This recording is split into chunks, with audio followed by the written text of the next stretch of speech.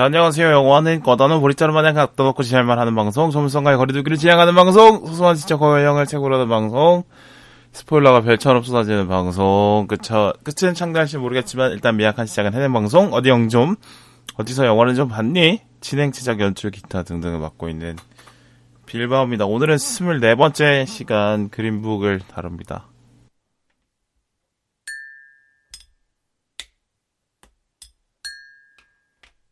네, 그렇고요. 녹음한 파일이 한번 날라갔어요.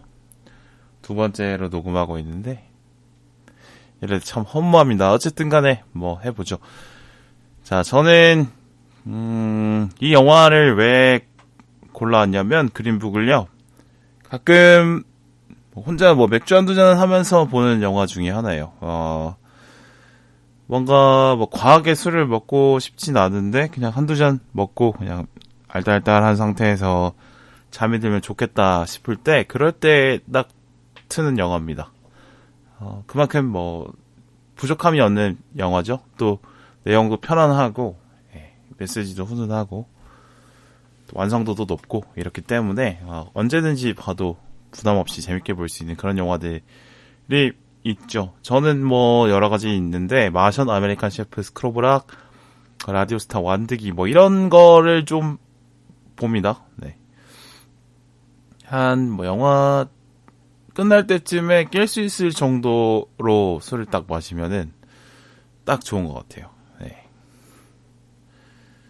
글쎄요, 뭐 혼술이 차라리 좀 편할 때가 확실히 있는 것 같습니다. 네. 어떤 친구를 부르고 뭐 약속 장소에 가고 뭐 이렇게 좀 번거로울 때 느껴질 때가 있죠.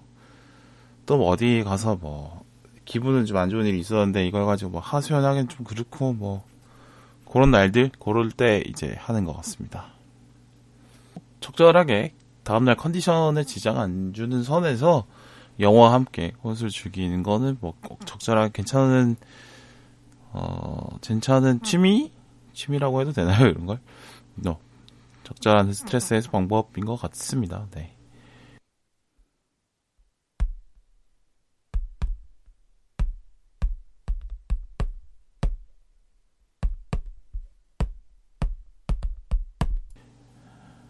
자, 그린북 좋은 이야기 구조를 갖고 있는 재밌는 영화인데요. 뭐 이야기 구조가 새로울 건 없습니다.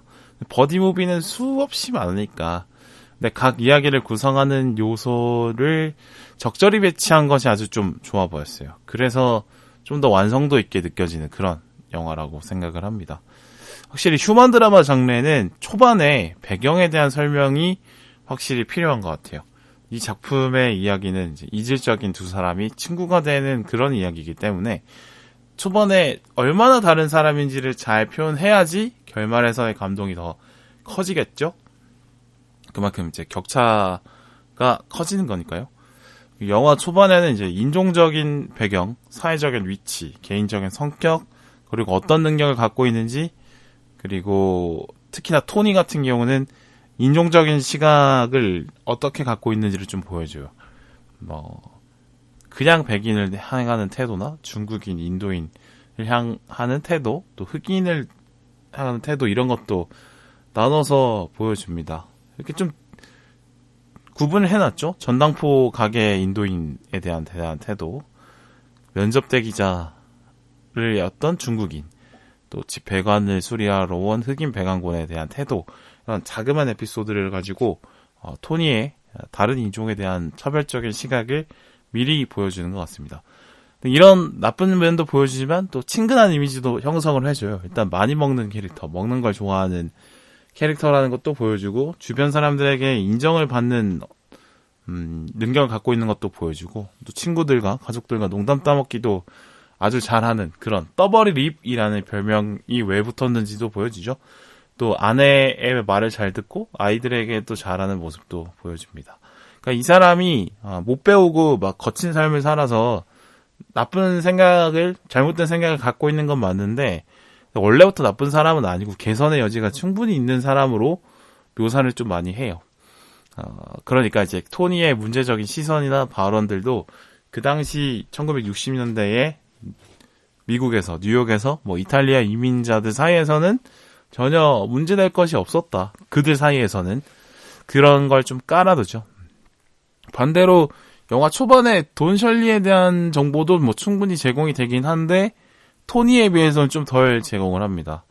뭐 흑인이다, 개인적인 성향을 갖고 있고 친구나 가족 간의 유대 관계가 좀 적고 자신을 극한으로 통제하고 또 돈으로 좀 과시하려는 경향이 좀 많다. 이런 걸 보여줍니다.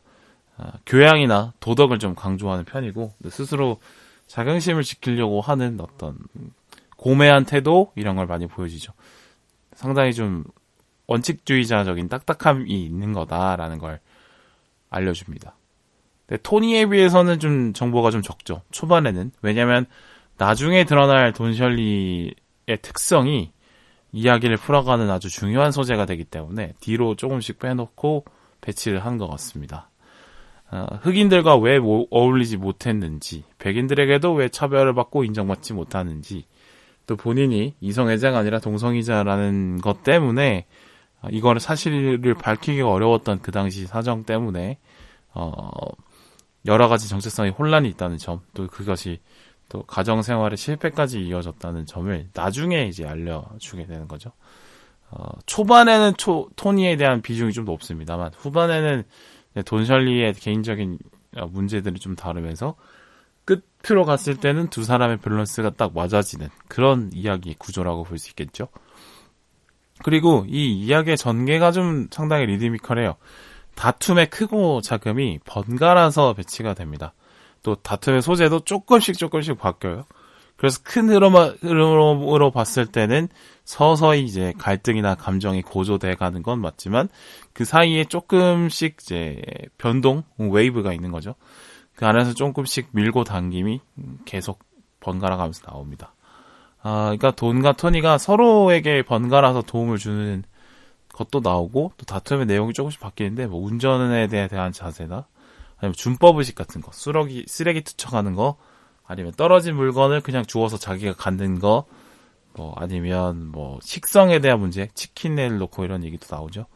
또 문제 해결 방법, 뒷돈을 주려고 두면서 해결하려는 토니도 있고, 아니면 적법한 절차로 그걸 해결하려는 돈의 모습도 나옵니다. 그런데 영화 끝으로 갔을 때 두 사람 자체와 두 사람의 차이가 얼마나 좁혀지는지, 그리고 두 사람의 관계가 어떻게 또 친밀해져 가는지를 좀 보여주는데, 특히나 마지막 그 에피소드에서 가장 강렬하게 보여주죠. 버밍엄에서 마지막 공연을 하려고 하는데, 식당에서 공연은 돈 셜리 박사가 해야 되는데, 식당에서 밥을 먹는 건 안 된다. 라는 게 식당의 원칙이라는 거죠. 아니, 이게 무슨 말이냐. 공연은 해야 된다고 하는데, 식당에서 밥을 못 먹는다는 게 무슨 말이냐. 난 이거 못하겠다고 항의를 하고, 돈 셜리와 토니가 그 식당을 떠나버리는데, 그리고 이제 오렌지 버드라는 흑인들이 주로 출입하는 술집에서 흑인들과 함께 피아노를 치고 뭐 재즈 연주를 같이 하면서 즐기는 걸로 해소하는 그 씬이 있어요.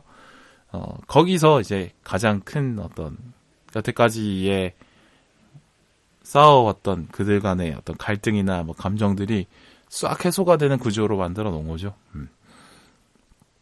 이 사건을 끝으로 이제 서로 농담도 편하게 주고받고, 서로 뭐 토니가 아플 때 돈이 대신 운전을 해주기도 하고, 또 마지막으로 크리스마스에는 크리스마스에 같이 시간을 보내는 정도까지 완벽하게 이 사건을 통해서 완벽한 친구가 됐음을 보여주는 어떤 중요한 사건을 향해서 감정을 계속 쌓아가는 그런 구조라고 볼 수 있겠습니다. 그냥 원래 이거는 뭐 뻔하죠. 사실 전개 이후에 이제 갈등이 최고조로 가는 거는 맞습니다만, 그것이 똑같은 문제를 반복하는 것이 아니라 조금씩 면모가 다른 문제들을 대면서 좀 더 풍부하게 두 사람의 관계를 보여주는 게 이 영화가 재밌는 점이 아닐까, 잘 만든 이야기라는 평가를 받는 이유가 아닐까 생각을 합니다. 아주 상반된 두 사람의 특성이 극이 끝날 때쯤에 서로 이제 약간 교차하도록, 닮아가도록 설정이 되는 거죠.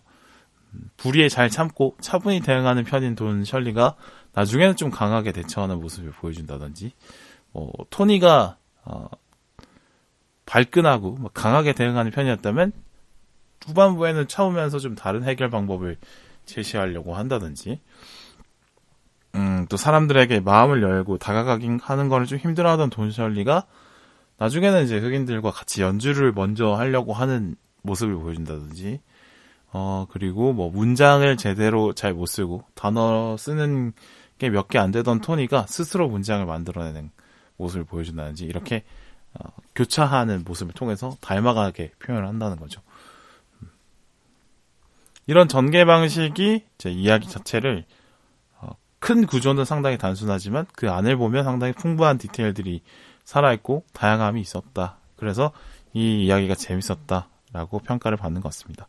여기에다가 이 편지라는 어떤 서브플롯을 넣어서 또 이야기를 풍부하게 만드는 역할을 했는데, 사실 이거는 메인 스토리에는 전개에 꼭 필요한 건 아니죠. 그러니까 토니가 뉴욕에 있는 아내에게 이제 꾸준히 편지를 보내기로 약속을 했다라는 걸 먼저 알려주고 이제 계속 편지를 쓰는 모습을 중간중간에 보여주는데, 토니가 처음에는 돈의 도움을 받지 못하니까 엄청 서툰 내용과 투박한 내용으로 채워져 있지만, 계속 이제 이 단어와 문장법을, 이런 문종에 대한 어떤 거를 돈 셜리에게 가르침을 받다 보니까 내용도 좀 더 풍부해지고 더 쓰는 단어도 많아지는 그런 거를 보여줍니다.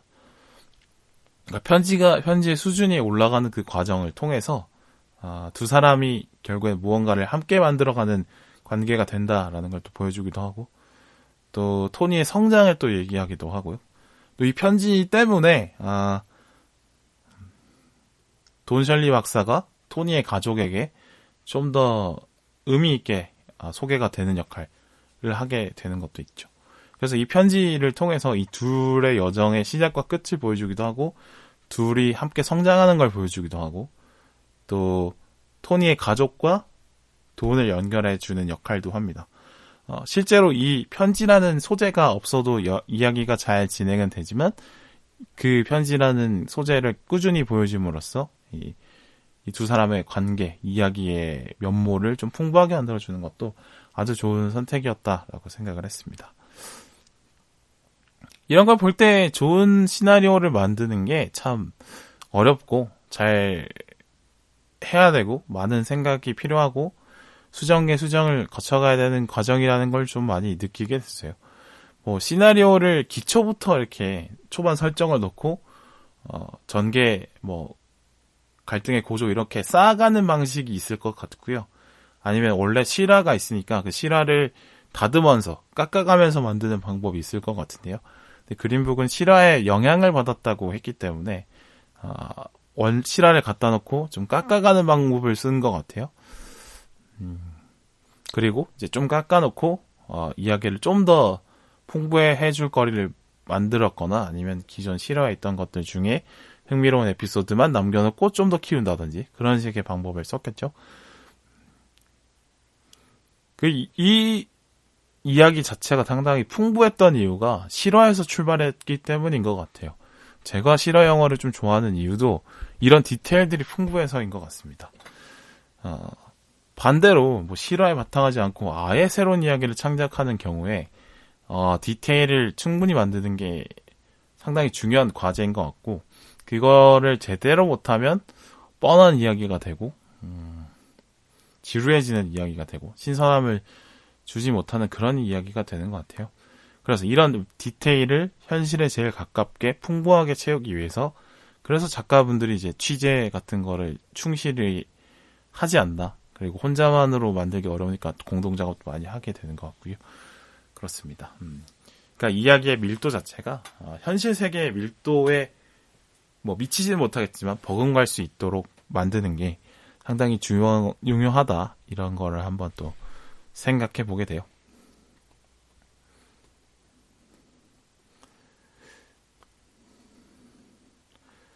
그린북의 어떤 이야기 같은 경우는 어떻게 보면 이제 버디무브의 새로운 어떤 교과서로 봐도 될 정도로 아주 완성도가 높았다라고 생각을 합니다. 네. 단순히 우정을 넘어서 어떤 사회적인 시선의 문제까지 주제를 확장해냈다는 점도 아주 좋은 점인 것 같아요. 또 결말이 주는 어떤 건강한 메시지까지 아주 괜찮았던 영화라고 생각합니다. 네. 마음이 좀 가난해졌다고 느낄 때 다시 한번 꺼내볼 생각이에요.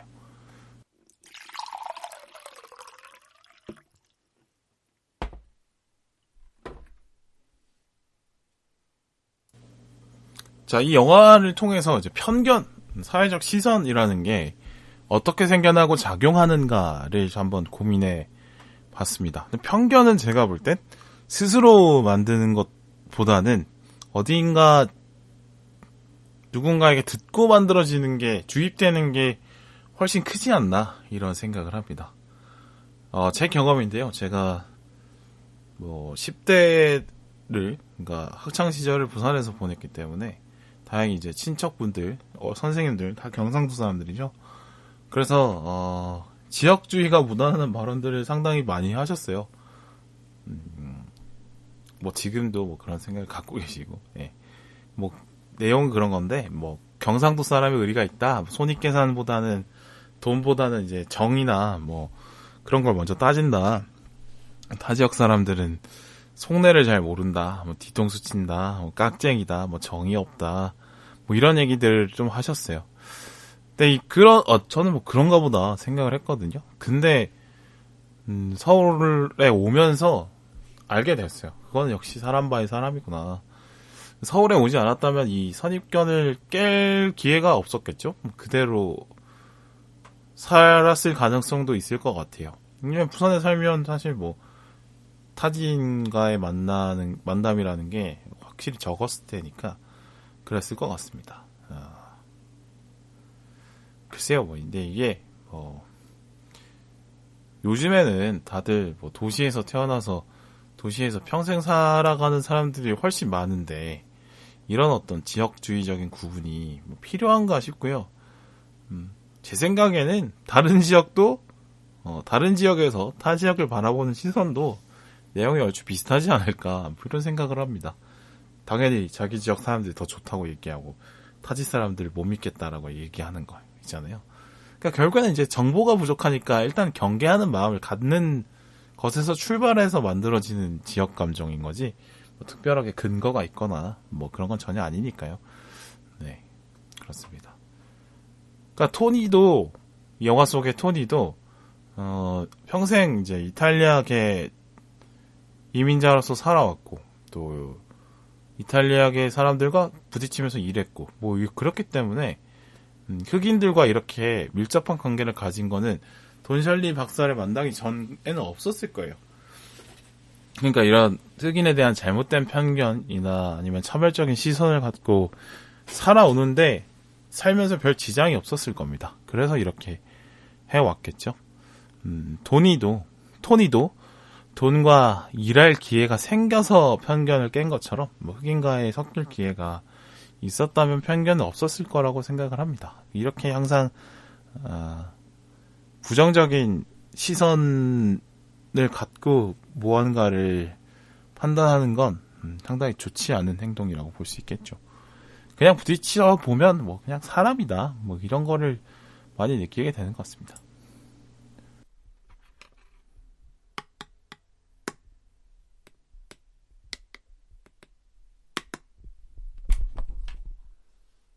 그러면 이 편견은 또 왜 어떻게 생겼나 한번 또 생각을 해볼게요.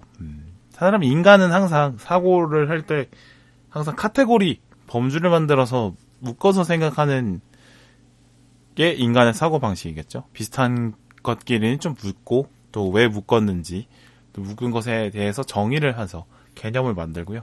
또 다른 것끼리는 구분을 하고, 분리를 하고, 또 다른 것끼리의 관계를 정리를 하죠. A가 B를 포괄하는지, 아니면 A가 먼저고 B가 다음인지, A 때문에 B가 일어난 건지, 이런 식으로 관계를 정리해서 생각을 하는 것 같습니다. 이건 약간 물건을 박스에 넣고 정리하는 거랑 비슷한 것 같아요. 그러니까 어떠한 물건들을 용도에 따라서 박스에 넣고, 그 박스를 이제 박스로 창고에 이제 쌓아 놓는 거죠. 지금 제 방 같은 경우도 전자제품끼리 모아놓고, 의약품끼리 모아놓고, 컴퓨터 관련한 것도 모아놓고, 이런 식으로 해놓고 있는데, 이렇게 해놔야지 제가 나중에 물건을 찾아 쓰기도 편하고, 한꺼번에 이동시킬 수도 있고, 또,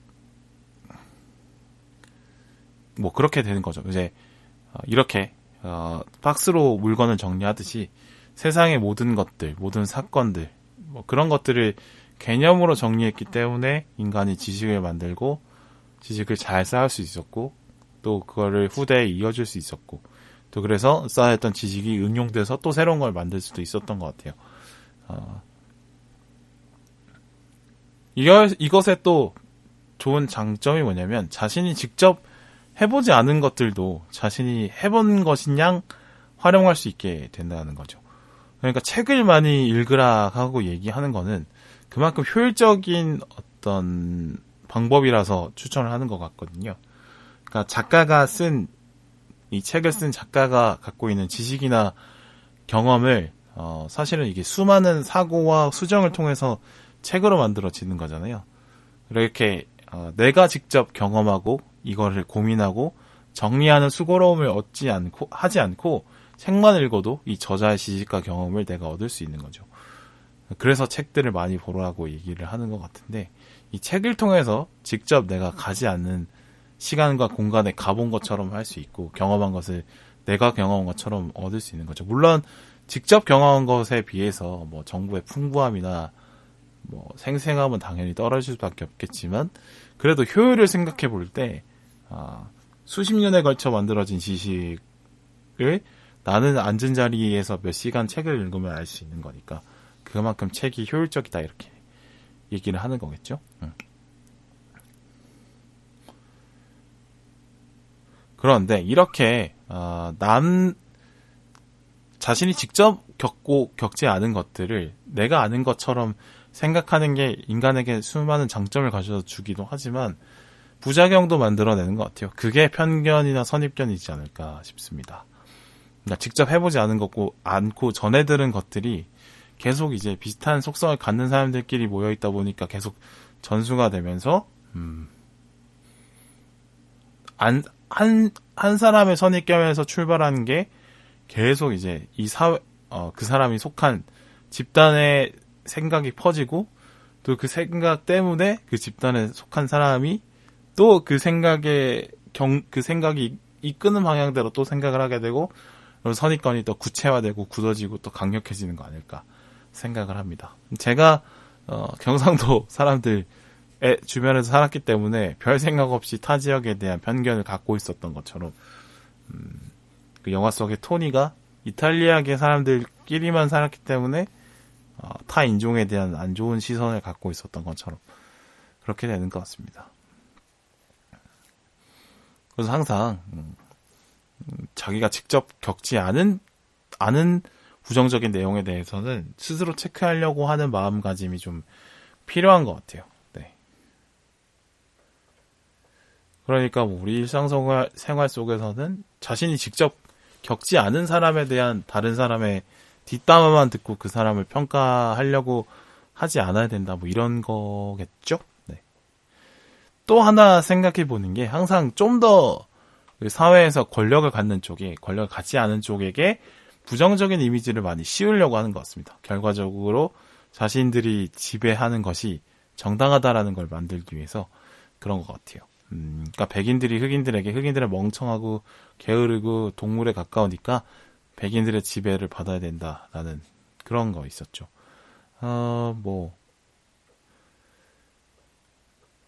예전에는 그 농구에 포인트 가드라는 포지션이 있잖아요. 그 포인트 가드라는 포지션이 전략 전술에 대한 이해도 높아야 되고 게임 전체에 대한 흐름을 알아야 되기 때문에 아무리 흑인 선수가 잘해도 백인을 포인트 가드로 쓰는 감독들이 많았다는 거예요. 지금은 그렇지 않지만요.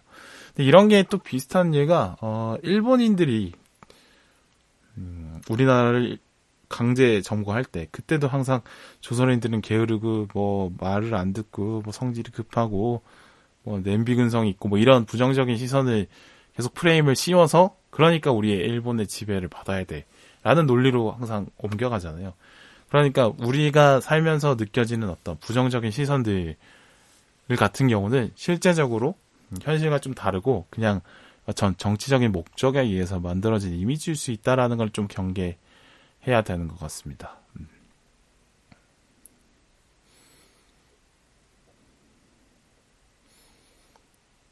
그러네요. 네. 또 백인과 흑인의 관계라는 게 너무 일방적인 폭력, 너무 일방적이고 가혹하고 말도 안 되는 폭력으로부터 시작됐고 그 관계가 계속 몇백 년간 이어져 왔고 더군다나 백인과 흑인의 어떤 외형적인 구분이 너무 심플하게 선명하게 되다 보니까 이 편견이 너무 쉽게 생성됐고 쉽게 전수되고 쉽게 굳어졌기 때문에 거의 사회적인 차별까지 거기다가 법과 제도까지 만들어진 것 같고 또 심지어 이제 인종차별을 금지하는 법안이 도입이 되고 또 그럼에도 불구하고 그런 제도적인 변화가 있었는지도 오래됐음에도 불구하고 아직까지 인종차별이라는 게 존재하는 걸 볼 때 이 한 번 만들어진 시선이라는 게 집단적으로 만들어진 시선이라는 게 바뀌는 것이 절대 쉽지 않은 것 같다라는 거를 또 느끼게 됩니다.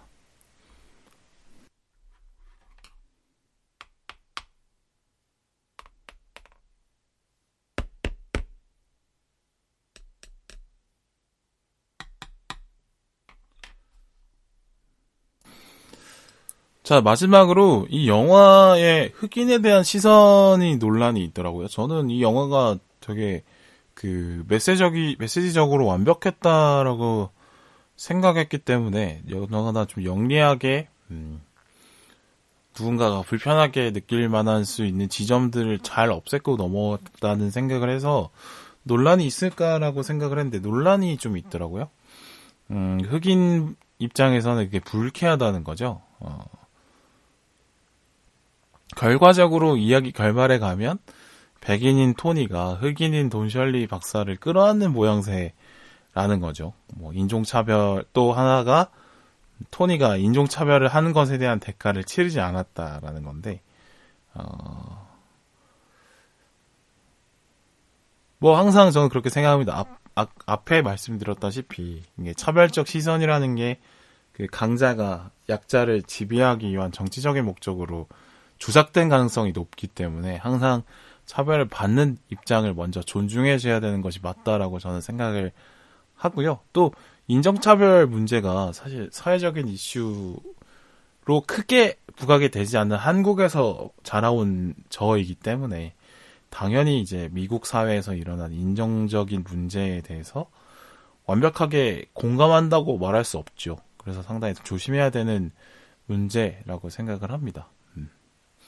그런데 저는 이 영화를 봤을 때는 영화 초반에는 이제 이 사람은 백인이고 이 사람은 흑인이다 라고 묘사를 했지만 계속 이 두 사람이 어떻게 부딪히고 또 어떻게 그걸 극복하고 갈등을 해소하고 또 얼마나 절친한 친구가 되는지 과정을 보여줬잖아요. 그러니까 이 결말에 가서는 이 두 사람은 토니는 백인이고 돈셜리 박사는 흑인인 거는 뭐 바뀌지 않는 사실이긴 한데, 근데 두 사람은 이미 2달 동안 여행을 하면서 아주 특별한 친구가 된 거는 맞지 않습니까? 그래서 영화의 결말을 해석할 때는 흑인과 백인과의 관계로 보는 것이 아니라 2달 동안 함께 여행해서 절친한 친구 사이로 먼저 봐주는 게 맞다고 생각을 해요. 그리고 또 이 둘은 뭐 관계가 일방적인 관계, 그러니까 밸런스가 무너진 관계라고 하면 또 문제가 될 수 있겠지만 제가 볼 때는 영화상에서는 충분히 균형이 맞춰진 상호 보완적인 관계라고 저는 봤거든요. 그러니까 토니에게 부족한 어떤 교양이나 지식이나 뭐 사회를 보는 올바른 시선 같은 게 없는데 돈은 그걸 갖고 있잖아요. 그래서 토니가 돈과 함께 하면서 그런 부분에서 성장이 상당히 있었고요. 그리고 뭐 돈은 반대로 이제 그 여러 가지 자신의 배경 때문에 대인관계에서 상처를 많이 받았고 그거에 대한 좀 문제가 있고 외로움을 많이 느끼는 편이었는데 토니를 통해서 이제 사람들에게 좀 더 자신을 보여주고 나아가는 방법을 또 배우잖아요. 뭐 그렇죠. 그래서 서로 그 균형을 맞춘 상호 보완 관계 아닐까 싶고요. 그리고 이제 그 뭐야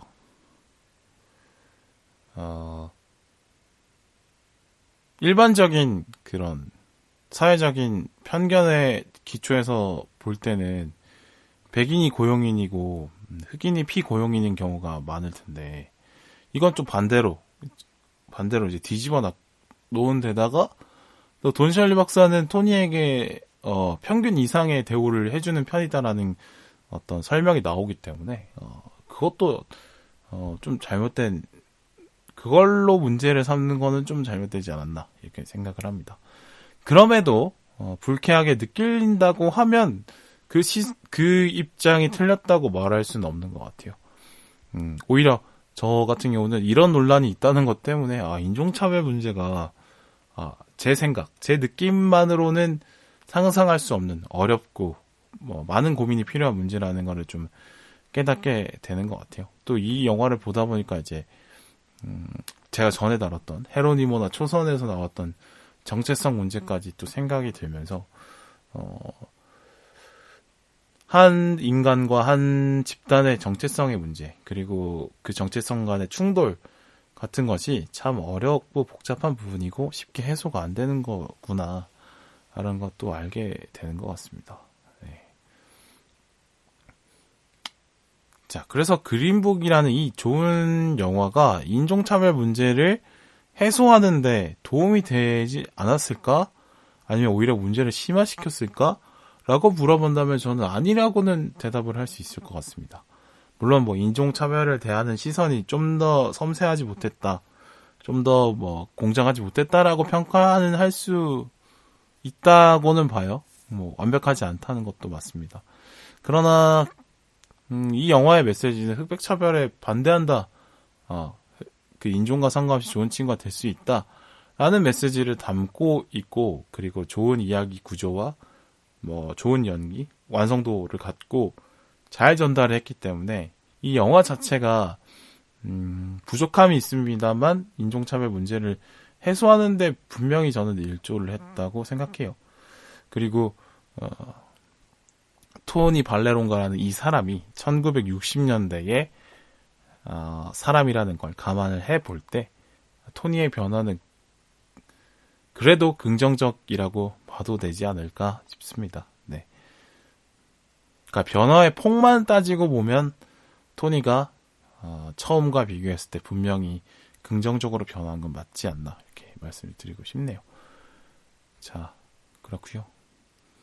이 영화 정말 좋은 영화라서 꼭 보셨으면 좋겠고 그리고 저는 놀란 게 이거 처음 영화를 볼 때도 알았던 건데 그 반지의 제왕의 비고 모르텐슨 그러니까 아라곤을 역할을 했던 그 배우가 이렇게 살을 엄청 찌어가지고 토니 발레론가 역할을 했다는 게 참 대단하다는 생각을 했어요. 네. 그 반지의 제왕 시리즈 보면 정말 이제 칼로 벨 것 같은 어떤 날카로운 턱선을 자랑하는 사람이 이렇게 또 살을 찌어가지고 또 이런 역할을 했다는 게 대단한 것 같습니다. 그 어떻게 보면 이게 오히려 또 다른 측면에 정의 관리가 참 대단한 배우구나 라는 생각을 했어요. 그리고 노르웨이인가 스웨덴 출신인데 또 이탈리아계 영어를 또 한다는 것도 아주 대단한 배우네 라는 생각을 좀 해봤습니다. 네. 마찬가지로 이제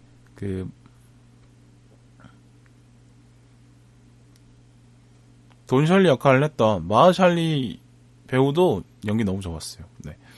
그래서 아직 안 보신 분이 있다면 꼭 보셨으면 좋겠고 여러 번 보셨으면 좋겠다 라는 추천을 드리면서 마무리하도록 하겠습니다. 감사합니다.